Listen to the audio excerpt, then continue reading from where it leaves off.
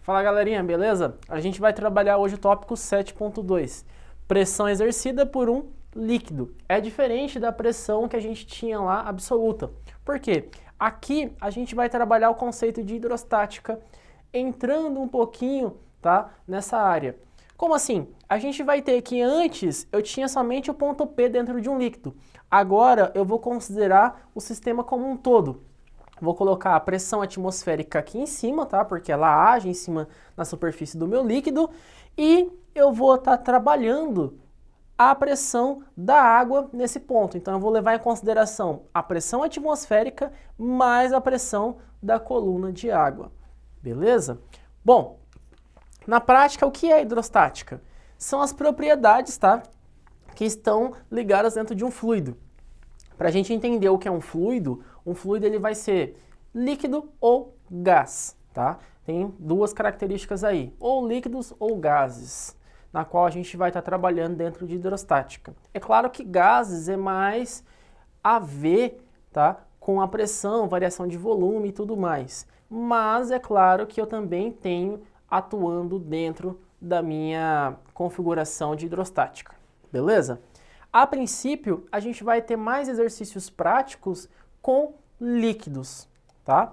Então a gente sabe que a força da gravidade, que é a força que está agindo aqui em cima, que a gente chama de pressão atmosférica, é a força da gravidade que está agindo, tá, em forma de pressão e que ela tem um valor, como a gente mencionou no tópico anterior, tá?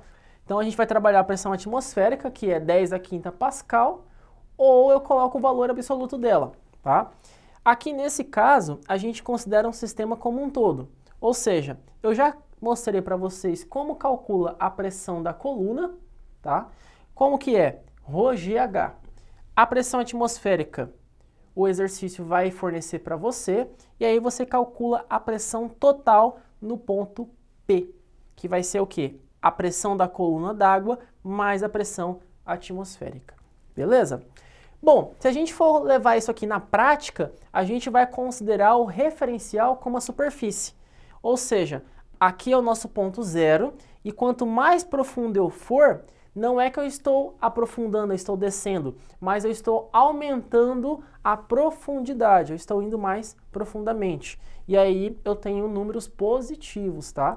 Então, meu referencial, a minha origem, vai ser a superfície. A superfície é o meu marco zero. E aí eu tenho para cá números positivos, tá? E como para cima não tem o líquido, então não tem como eu ter distâncias negativas, beleza? Bom, a gente vai entender um pouquinho a representação dentro de um gráfico. Olha só, o gráfico, ele vai ser aqui o ponto zero, tá vendo? A pressão, tá? Em uma altura valendo zero, é somente a pressão atmosférica. Por quê? Se eu voltar aqui, nesse ponto, eu não tenho altura, eu não tenho profundidade. Eu tenho apenas a pressão atmosférica agindo sobre nós. Então, professor, eu posso concluir que eu estou parado na minha casa, sentada, existe uma pressão sobre mim? Sim, existe a pressão atmosférica, que impede que a gente saia flutuando por aí, beleza? Quando a gente rompe essa pressão atmosférica, aí sim a gente consegue sair. Por exemplo, o avião, o balão, quando você acende um fogo, né, ele sai voando. E aí a gente consegue romper essa pressão atmosférica. Mas caso contrário, a gente não sai voando à torta e à direita devido à pressão atmosférica, que nos mantém presos à Terra. Bom, aqui, quanto maior for a altura que eu estiver mergulhando, maior vai ser a pressão. E aí um conselho para mergulhadores, né? Claro que eles já sabem, quando você vai a uma pressão muito alta, eu não posso voltar de uma vez, eu tenho que voltar progressivamente, de espaços a espaços, porque o nosso corpo ele não acostuma a uma mudança muito súbita de pressão. E aí acontece um efeito químico nas nossas células e elas deformam devido, né, à quantidade de gás carbônico presente no nosso corpo. Beleza? Bom, a pressão achata, né? Porque a pressão você já está acostumado à pressão atmosférica. Quando você vai mergulhar, você tem mais a pressão da coluna de água sobre você. Então, a gente não consegue saber o que tem no fundo do mar devido a isso. A gente não consegue mandar mergulhadores até o fundo do mar, tanto que a gente não sabe qual é o fundo do mar. Em superfícies mais rasas, a gente sabe que existe um fundo ali no mar, no caso a praia. A gente sabe que tem um fundo, a gente consegue ir no fundo. Só que quando eu vou mais ao meio do mar, mais adentro do mar, eu não consigo encontrar, tá, o abismo, eu não consigo achar o fundo do mar, porque a pressão é tão grande, mas tão grande, ou seja, a profundidade é tão grande, que essa pressão não permite que eu chegue até lá. E, consequentemente, a água, ela funciona como uma barreira natural.